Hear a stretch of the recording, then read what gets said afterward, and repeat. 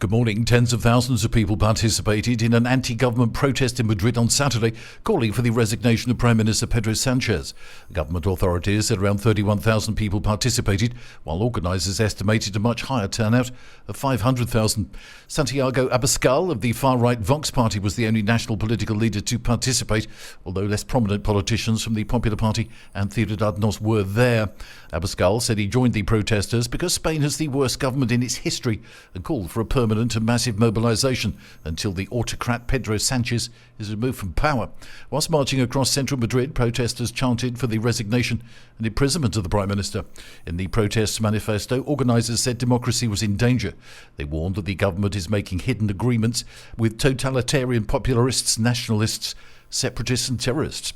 Some of the major complaints centred around the government's concession to Catalan separatists, such as pardoning leaders and eliminating the crime of sedition, as well as bringing ETA members to prisons closer to the Basque Country. Meanwhile, speaking from a Socialist Party rally in Valladolid, Sanchez compared Saturday's protest to one staged on Thursday in Barcelona by Catalan separatists, calling both groups nostalgic and exclusionary. Ex-Barcelona player Dani Alves was jailed on Friday afternoon following an allegation of rape by a 23-year-old woman in Barcelona. Alves denies the charges. The 23-year-old accused Alves of sexual assault in a nightclub toilet at the early hours of December the 30th. The judge refused to grant bail to Alves as he is seen as a flight risk due to his massive income and the fact that he no longer has roots in Spain. The Brazilian player left FC Barcelona in the summer of 2021 to play in the Mexican League. However, since the allegations, his contract there has been terminated. As per protocol in such situations, the nightclub notified the police and the victim was then sent to hospital and tested for rape. According to reports, the victim showed signs of injuries and had traces of DNA. The victim then filed an initial complaint to the Barcelona Regional Police.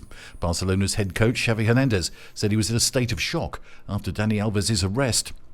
Two businessmen have been charged with trying to conceal a sanctioned Russian oligarch's ownership of a luxury yacht seized in Spain last year by the US government.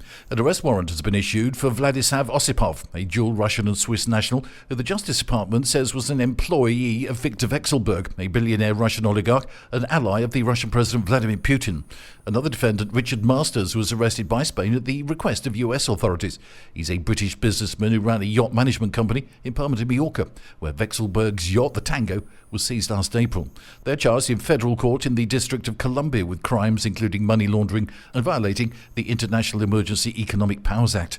That's the latest from TRE. I'm Bob James.